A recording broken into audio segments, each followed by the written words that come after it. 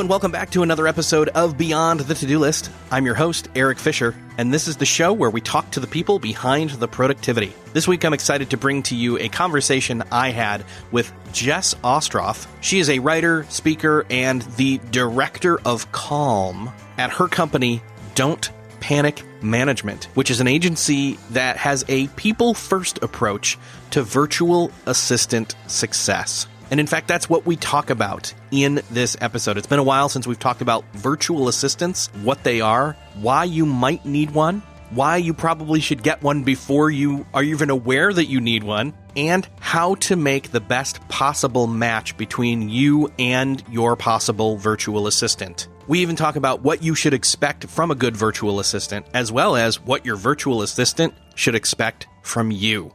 If you've ever considered pulling the trigger on getting a virtual assistant, but haven't done it yet, then I know that you're going to enjoy this conversation with Jess Ostroff. This week, I'm super excited to bring to you Jess Ostroff to the show. Jess, welcome. Thank you so much for having me, Erik. I'm so excited to be here. So we don't know each other like super well, but I've known of you, and I know we've kind of interacted a few times over like many, many years now, probably around the time you were just getting started in the virtual assistant world, specifically through our mutual friend, Jay Bear. And what I know from, one, doing my homework and listening to you on a bunch of other podcasts, is you've got a great origin story getting into this, which really builds up in the listeners' minds your credibility on this topic of virtual assistants. So I would just love to hear you, however early you want to start back, like how did you get interested / into doing this world of virtual assisting? Sure. Well, I think it goes back to my youngest memories, actually, the more I think about it, because I've always sort of had a problem with people telling me what to do, nice. Which is maybe a common millennial trait as well, but I don't see it that way. I think everyone's different. Some people are more rule followers and some people aren't. But I remember I think it was probably sixth grade. I had this horrible algebra teacher. And I really didn't mind the subject, but I didn't like her. And I would do things on purpose to like piss her off. And I've been thinking about that lately because I found myself when I was thinking about why I did this and what got me started here, I found that a lot of it had to do with just not listening to people and not listening when people told me that this maybe wasn't a good idea and that I should get a real job. So that was a funny memory that kind of came up in the last few days, actually. But I went to college. I basically wanted to travel around the world and make money. And I figured what better way to do that than to go to business school and study international business. And I figured, I could do any kind of work, but as long as I have a fulfilling, personal life where I get to travel and, hopefully afford to have nice dinners and things, then I will be happy. Obviously, that's a very naive way to go into my major, but, at 18, I think it's hard to know what you really want out of life. So, it's a good a reason as any, I thought. And I quickly found that the marketing side, which was I had a double major in marketing and international business, was interesting, but it wasn't really enough for me. I didn't want to do that exclusively all the time.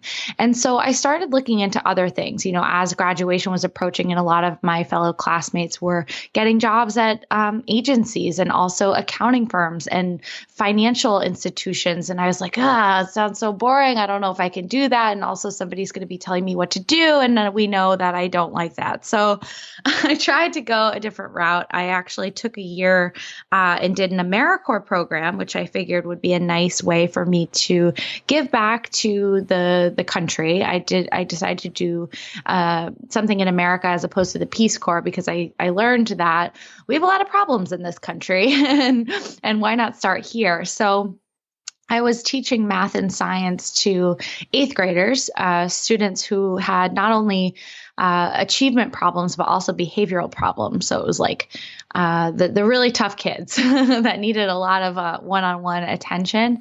And it was really, really difficult, but also really fulfilling. And I think I learned the work ethic that I have today through that experience. And so for that reason, it was extremely worth it. Time well spent. I also learned how to save money a little better because I was only making $200 a week.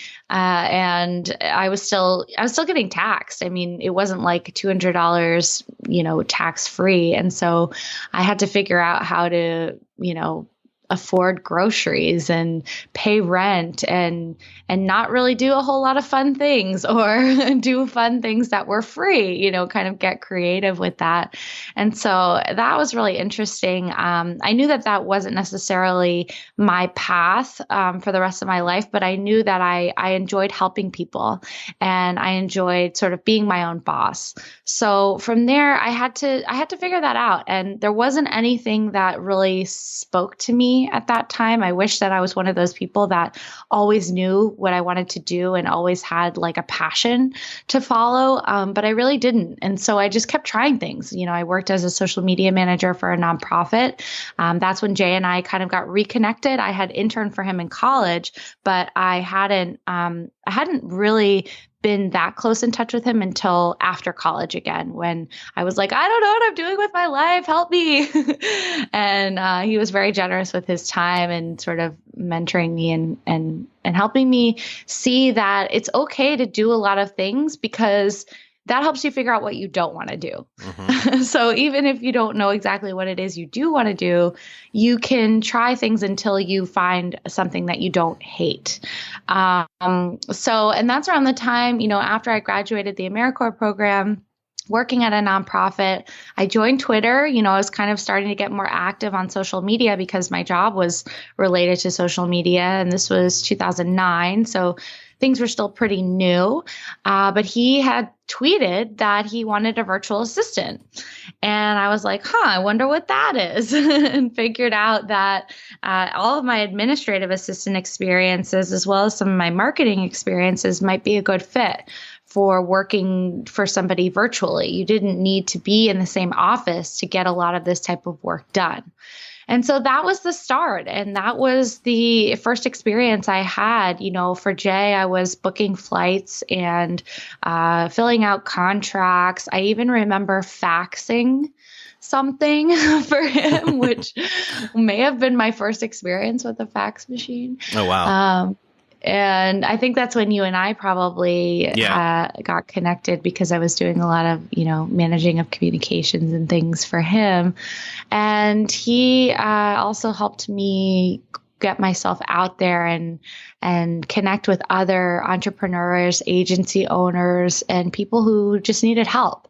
And so for me, I found the fulfillment in helping these people with the skill that I had, that they maybe had, but didn't necessarily want to be doing with their time. A lot of the people I work with, it's not that they can't do the work. It's just that they're better equipped to be doing higher level work and they could use a hand getting the lower level tasks off their plate. And I also learned that not a lot of people want to do that, but that I don't mind doing, nitty gritty work. And I've also learned that there are a lot of people out there who really enjoy being behind the scenes and just churning and burning and really cranking out work, and they feel fulfilled that way. So it's been a really great journey so far.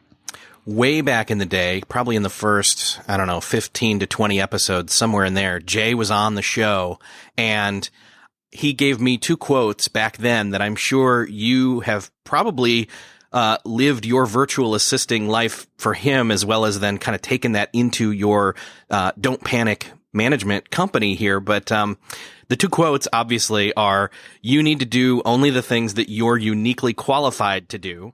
Yep. And then the other is, if you're doing things other people on your team can do, you're robbing them of opportunity.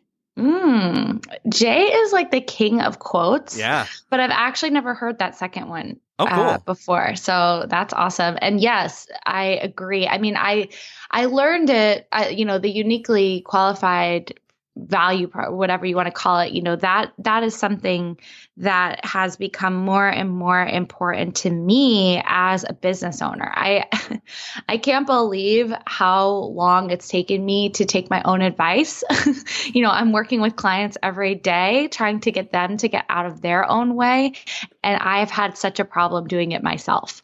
And part of it, I think, is because I do enjoy those, menial tasks and those sort of, easy to check off things. And I've been, I don't know, maybe afraid to tackle the bigger tasks and the bigger projects because I feel a little guilty. I feel like I'm still a virtual assistant at heart, but now I'm also a business owner.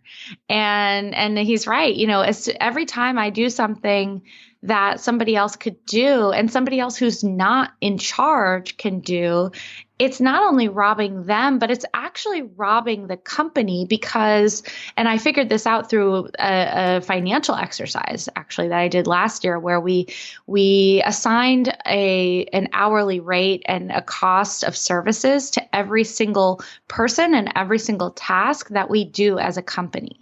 And because my salary is slightly higher, than the other people on my team, it costs more for me to do the work that somebody else could do for a lower rate. And therefore it costs the company more. And that was a big eye-opening sort of realization for me because I don't want the business to lose money and I don't want to be the one who's making the business lose money. So against my my will a little bit, I have started to delegate a lot more of the things that I genuinely enjoyed doing, some of those more lower level tasks, but it was because I was robbing my team and robbing the business. Yeah, that whole scaling and especially that price point thing, like if you think about it, like that's one of the benefits of, and we should probably get into this. Like, let's talk a little bit and then go into like a little bit more of your story from that point of when you stopped working for Jay and then scaled into and even struggled as you scaled into Don't Panic management.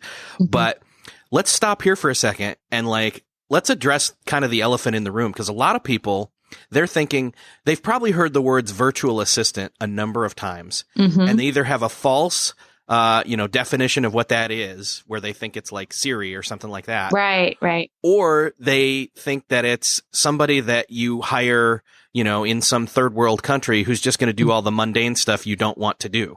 And that's false on both accounts, right? Well, maybe not false, but short-sighted. It's not that's just a better way to that. put it. Yeah. Because virtual assistant, it's so frustrating. I feel like we need a new term for what I do because that, like you said, is a term that a lot of people have negative or false connotations with. People do consider, Cortana and Siri and the other one, which I'm not going to say because I have one in my house, are virtual assistants because they help you with things, in your life. Yes, that's true. And if that's the definition, fine. But they could be so much more. But actually, I think that what we're doing here at Don't Panic and some other, freelance virtual assistants and people that I know are so much more than that. And I want people to understand that because I want people to know that yes, they can hire a full-time employee, and that's often the best option for them to help them grow their business. But there are other options, and not everyone understands what those other options are. And I don't want people to think that, a virtual assistant in India or wherever is their only option. And so that's what I'm trying to do with my speaking and my writing and just getting the word out there that a virtual assistant can really become a partner in your business. And it's not just someone that you throw, like you said, those menial tasks at. Yes, you can give them menial tasks and they'll be very happy to do those for you. But you can also have them help you sort of rethink your processes and get more things off your plate that are preventing you from doing those things that you and you alone are uniquely qualified to do.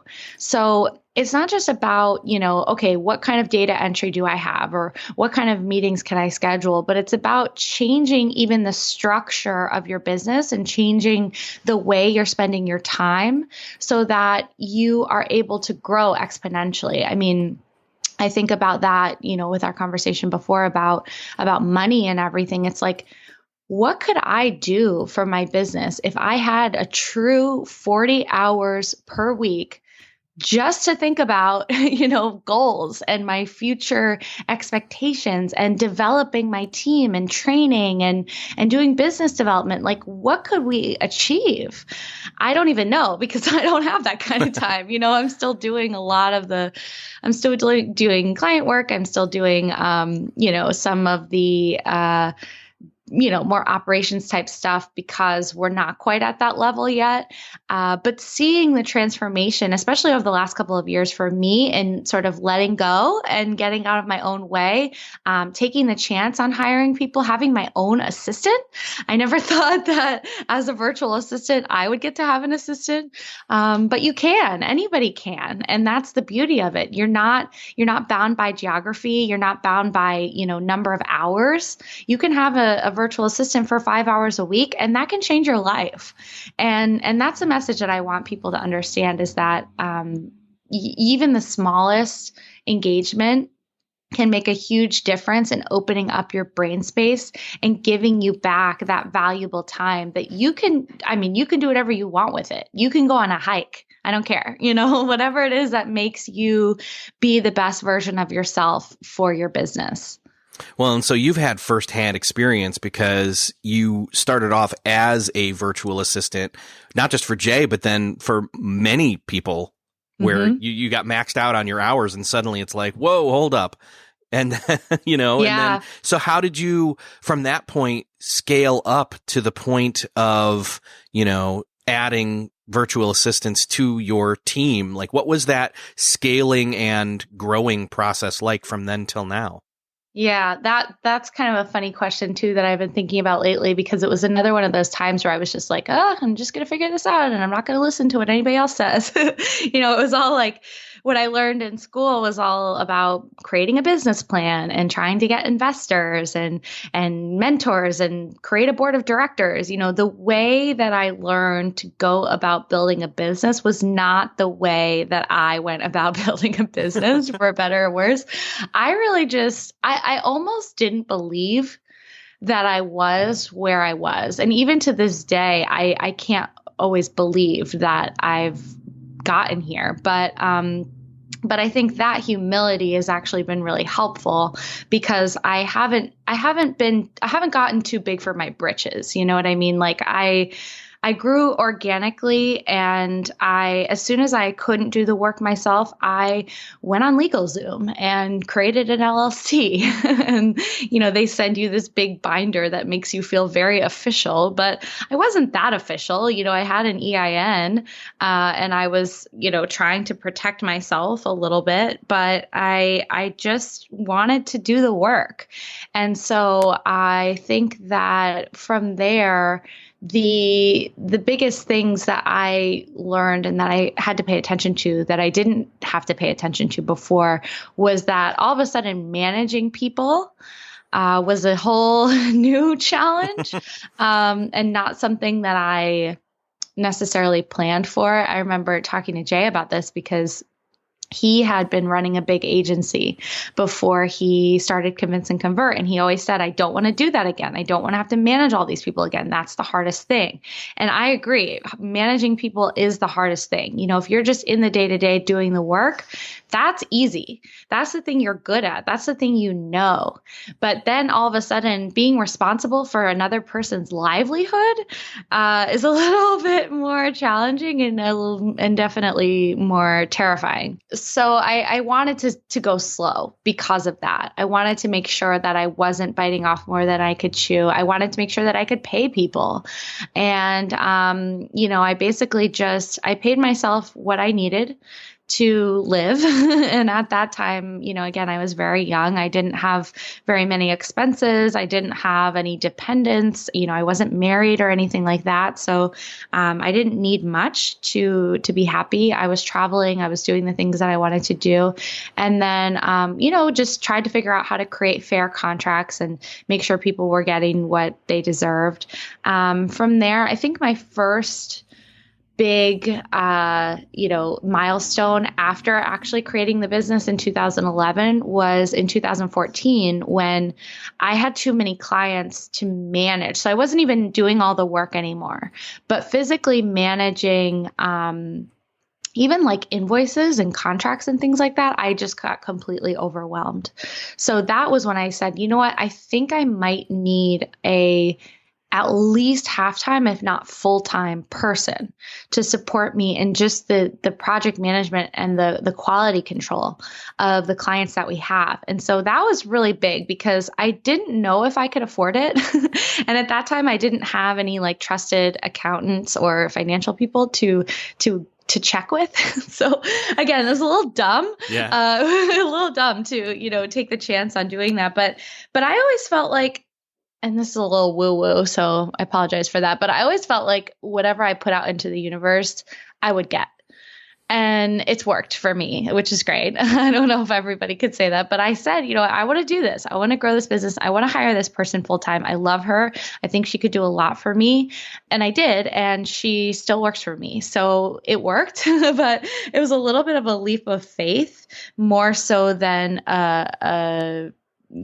carefully thought out business decision, which is kind of embarrassing to admit because I did go to NYU for business school. But I think sometimes you have to go that route. You have to invest money to make money.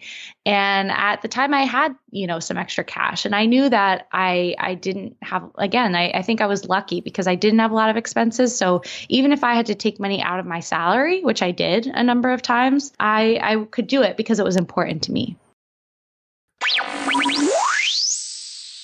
I know that over the course of this growth process and this scaling that you've done, though the company is called Don't Panic Management, that you've experienced panic yourself in the form of like overwork and even health issues into something you call superhero syndrome. We sort of touched on it before where I hold on to things that I shouldn't. And a lot of people do. And I finally felt like I needed a name for it. And so I heard about this superhero syndrome idea. And I was like, yep, that's it. That's the thing. I am wearing a cape and I don't want to take my cape off, and I can do everything. I can do all the little things. I can do the big things. It doesn't matter. I have to do them. Nobody else can do them. And that's the end. And what happened to me and what happens to a lot of people, I know you had Chris Ducker recently. He and I have talked about this because he had a major back issue many years ago. He's okay now, but we've all gone through these things where we think that our bodies can handle something and they just can't. And, especially in America, United States, we're seeing that some of the biggest health issues that our population is facing is directly related to stress. And that's very sad to me because that tells me that we are not only unhappy as a population, but are putting our values and our priorities in the wrong place. I mean, does it have to be that stressful? No. And I've gone through cycles of this. 2014, when I first hired my first full-time person, was literally as a result of the pain of changing was less than the pain of staying the same, because I got really sick, and that whole year I was sick, and different things and different times. But I was like, I'm a healthy person. I take care of myself for the most part. Why is this happening to me? And it was because of stress. It wasn't because I wasn't, exercising or I wasn't getting enough sleep, although I definitely wasn't doing that enough. But it was stress, and it weakened my immune system, and it made me have problems that I shouldn't have had at that age. So I had to reevaluate. And that's sort of when I was like, okay, Jess, this is a real business and you can't do your work in this business if you're not healthy. And, we totally take our health for granted all the time. I mean, people do this in all kinds of industries and jobs, and it's not worth it, especially as we become more of a virtual economy. I mean, if you can't even work on your computer from your house, that's a problem, let alone all the workers that actually go to jobs and actually use their hands and use their bodies to do work. We need to take care of ourselves. And that became a major priority in after 2014. But I actually have to say it didn't become as big of a priority as it should have until probably 2 years later, when I found myself, I was better, but I wasn't all better. And now, I say that 2017 was it was Shonda Rhimes' year of yes, but it was my year of no. I was saying no to almost everything that I could that didn't directly help me reach my goals. And my goals for last year were building the business to a place where I could get out of the day-to-day, writing a book, and focusing on my health and my exercise schedule and my sleep schedule. And that's what I did last year. And I'm proud that now in early 2018, I've maintained those habits. I'm not perfect, obviously, nobody is, but I've really started to take it seriously, because I can't, that's another thing of, sort of robbing your team. If you can't take care of yourself, how can you take care of your team? And how can you be a good leader and set good examples? And that's one thing that, I've worked with so many clients and had so many different experiences that I've seen many different styles and types of leadership, or lack thereof. And I want to be a good leader. I think being a good leader is what really inspires your team to give their all. And for me, it's not even about them giving their all to me. It's about them giving their all to their clients. And first and foremost, the client satisfaction in this business is what matters. But before that, we need to be healthy as a team, and I need to be healthy as a leader in order to provide that service. We've had a number of episodes recently, and upcoming episodes even, that I, have already recorded, that have to do with this taking care of ourselves, whether it's physically, mentally, emotionally, sleep, health, all those things, even taking rest seriously, which, is like a negative connotation, or like almost like they need to have rest. Like they can't work 80-hour weeks. Like we're just looking at it wrong, Mm-hmm. But, as I hear your story, I hear you describing your experience, and it's playing out some of the common objections that people have, as well as mirroring kind of that point of, oh my gosh, I need help, I want help, I'm willing to seek or allow help for the first time ever. Right. And that's a big shift. I talk to people I just talked to somebody last week who clearly needs a lot of help, but I could hear in his voice that he wasn't ready. He either wasn't ready to let go of certain things, or he wasn't ready to accept that help. And so one of the things that's been great about the book and the work that I've been doing is I now have an exercise that kind of puts it back on that client.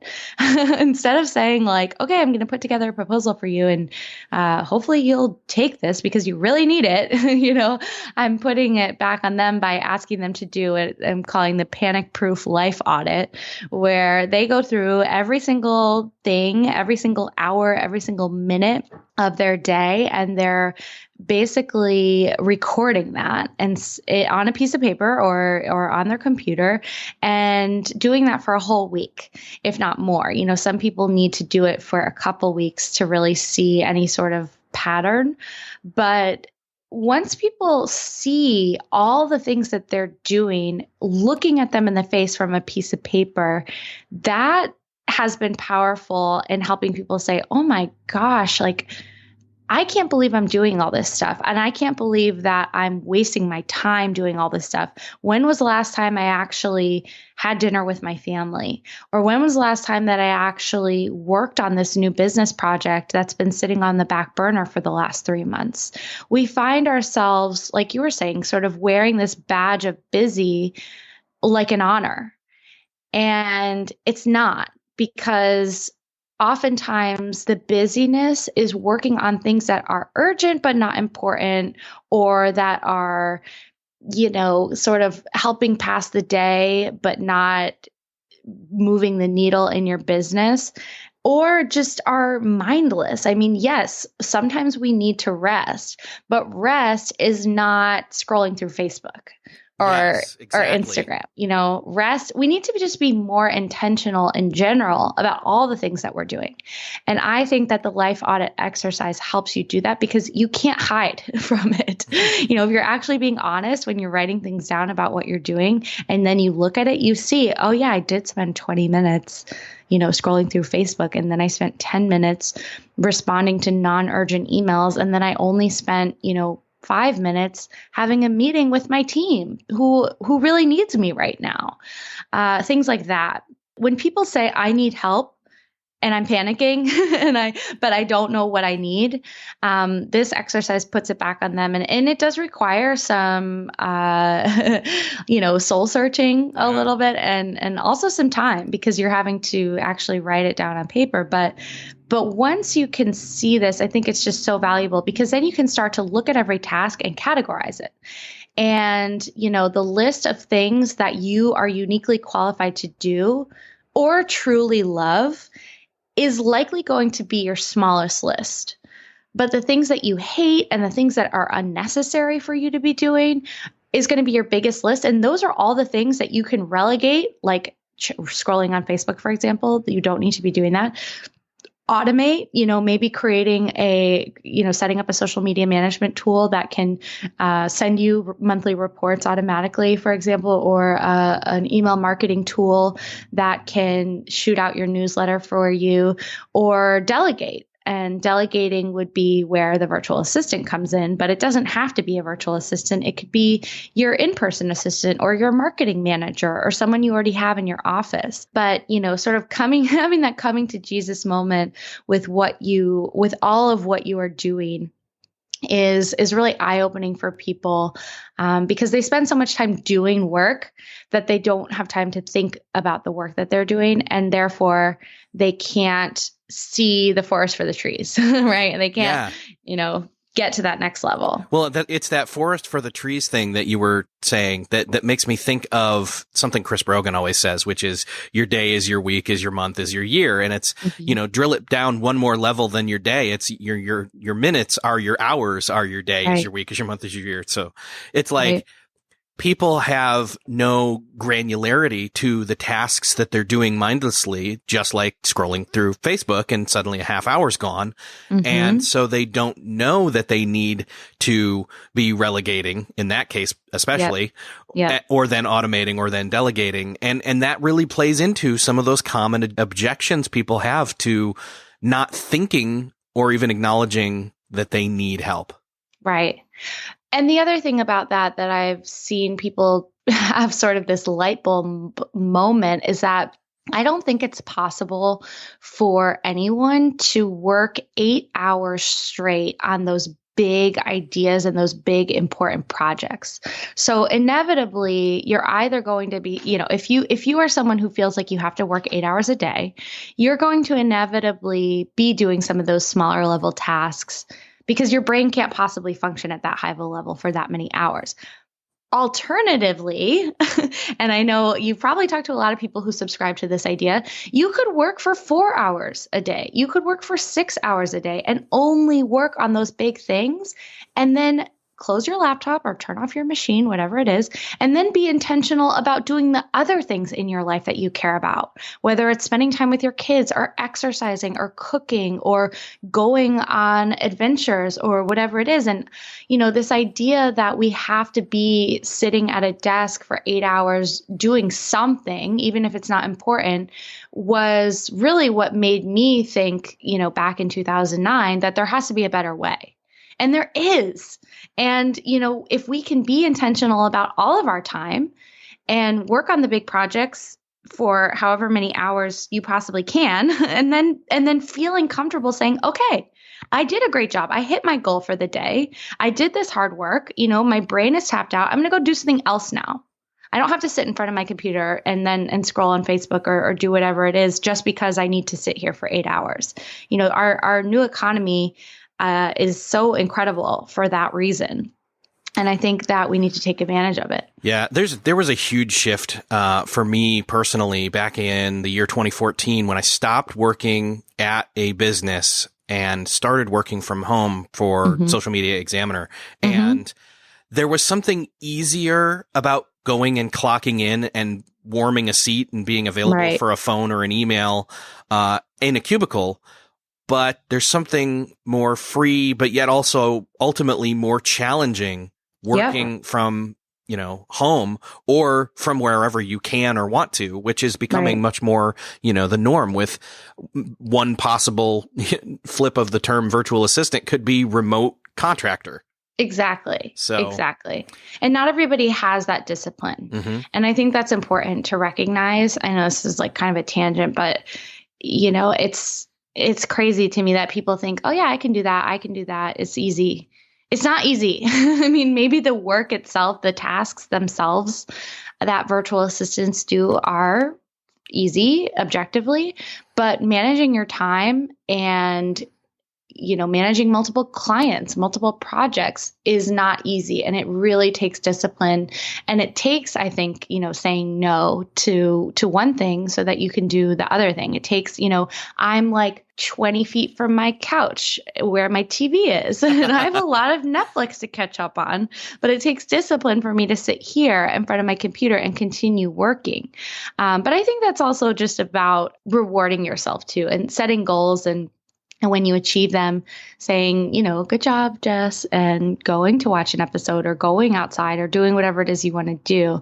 And not enough people are even allowing themselves that reward because, again, they're so busy working, quote unquote, working, which maybe they're not even working on important things. They're so busy doing that they can't possibly give themselves any sort of break. Yeah. And I think the thing is like, for example, people in my position where they've got maybe a full-time job and then they've also got this side hustle thing like I do with this show. And, I'm gradually getting to the point where, and maybe you and I need to have a conversation in the near months here. I'm going to need help at some point here to continue to crank out the show and increase the, the workload, et cetera, the output, I should say. Right. And one of the things with that is I love the fact that you're making it easy to allow people to dip their toes into testing out, working with a virtual assistant because of one that, the audit first off by allowing people to see that, but then you're coming at it from a whole different perspective where the people on your team are becoming like a people. The people on your team are becoming like a person on my team. Right. Which is a way different dynamic than I've ever heard it described when it comes to virtual assistants. Right. I have always felt like that's the best way. I mean, that's the best relationship. It's the best way to build trust. The biggest thing, that's what I started realizing when I was a virtual assistant in my early days. People were like, who are you? Like, where do you live? What are you doing when I'm paying you for these hours of things? They, like you said earlier too, didn't know what a virtual assistant could do, and why should they? I mean, there were all these negative stories about people who were in another country and they didn't speak English and they would be paid for a service and then they would never do the service, or they would be paid and then do it wrong. And and then the client had to completely redo it themselves, or something wasn't done on time, or their reputation was messed up because their assistant said something that they shouldn't have said. There are all these stories. And I'm not saying that mistakes don't happen, because of course they do. But if you can start to embrace somebody for their talents and their personality and everything that they are as a part of your own team, that's the best way to build trust. And that's the best way for you then to be able to utilize them effectively. Because I've seen clients too where they really hold back on asking us for things because they're nervous.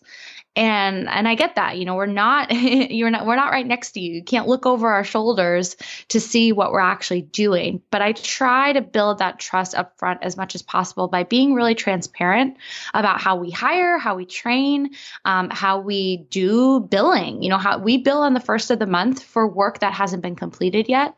Some people don't like that, but we say that up front, because this is how we do business. And if you want to work with us, this is how it's going to work. But that's in every case. These are project management tools that we use, or we can use your tool. These are some things that we suggest when you're just getting started. We have intake forms and surveys and all of these things. People have said to me, this is so great. I had never even thought about what hours I like to work, because I work all day. I'm an entrepreneur, I'm a manager. I work all the time. But hearing them have to think about even that basic thing, like what hours do I normally keep and what hours would I like my assistant to keep? Obviously we're not an on-call service. We don't provide 24/7 assistance, but if we know that you're someone that's on the West Coast, for example, and you're a night owl and you maybe want an assistant on the East Coast who's going to work, you're going to work late that night, sending out assignments. And then the next morning, the assistant on the East Coast is going to do all the things so that by the time you wake up, you've got a clean inbox and you've got a bunch of tasks that are done for you.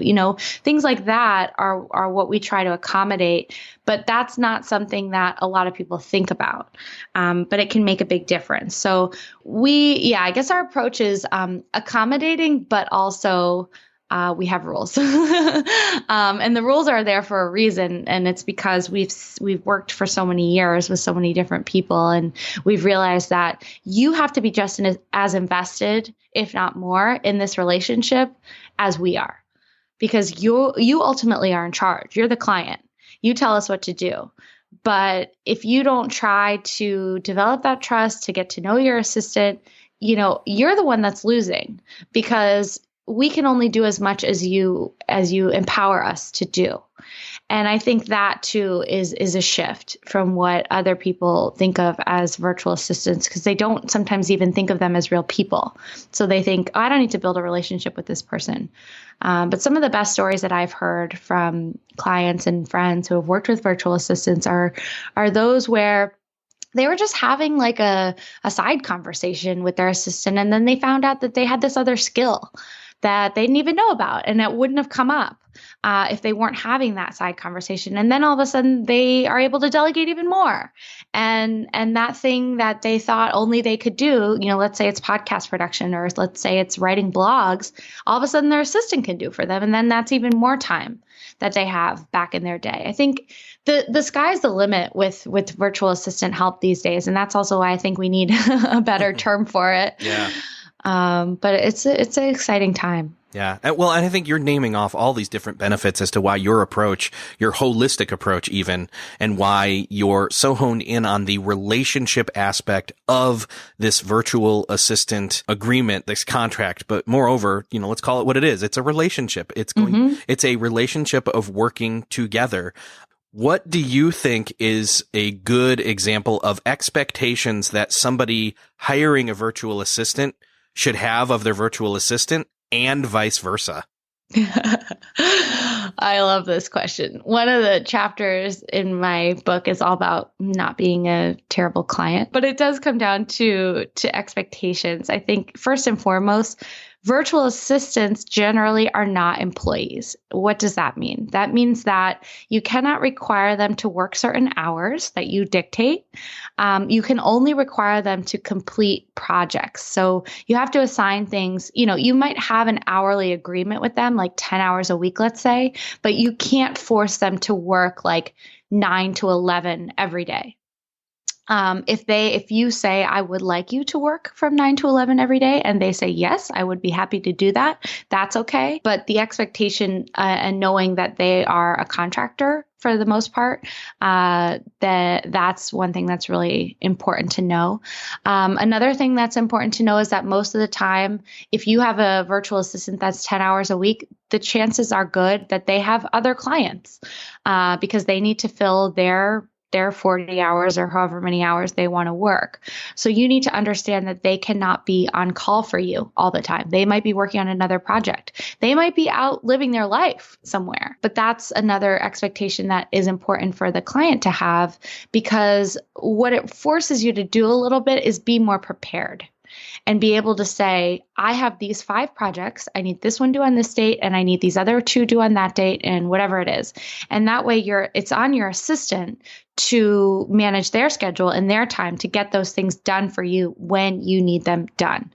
But again, you can't force them to work on something or be on call for you in a certain hour or day. Another common sort of misconception that is related to expectations is that virtual assistants already know how to do everything. I think that many virtual assistants have a lot of experience, and that's one thing that's great about assistants who work with different clients, is that they're able to bring the experiences that they've had with these clients to you as a client. But you still need to be able to set aside some time to do a little bit of training for them so that they meet your expectations. I mean, they might have one way of writing a blog post or of delivering a flight itinerary or whatever it is, but because you're the client and because it's their job to give you things the way you want them, you need to tell them the way that you want them. I always say, like, I would love to be able to read your mind, and maybe in a couple of years I will be able to read your mind, but not today. So, you almost want to assume not that they're dumb, not that they're not capable, but you need to over communicate in the beginning, and you need to figure out a way to do that, and you need to figure that out with your assistant. Whether it's having daily phone meetings for the first couple of weeks, or having a Slack channel that you guys can communicate back and forth on in real time, or just being really good about reading your emails. I mean, I've had some clients where they've said, well, I told my assistant I needed this project done, but they didn't do it the way I wanted. And I say, well, I have this email here where they asked you a couple of questions and you never responded. So, we could only do what we knew how to do. And if you didn't want it that way, you should have responded and clarified.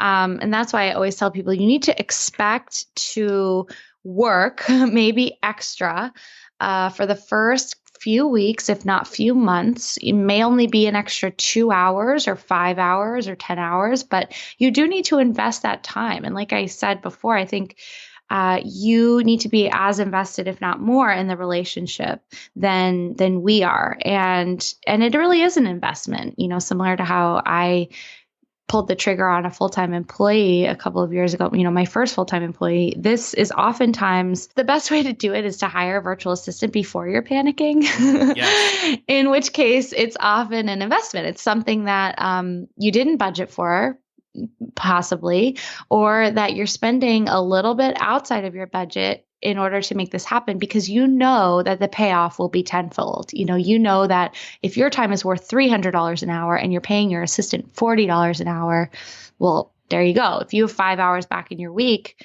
to charge that $300 an hour, it pays for itself like immediately. And that's how I think it's important to think about. And then, those are just a few things. I could go on and on, but from an assistant perspective, the assistant needs to expect that it's going to be tough in the beginning. It's always tough with a new client. It's tough especially a client who has that superhero syndrome a little bit and has been, owning these tasks for the whole time that they've been running their business. It might be hard for them to let go.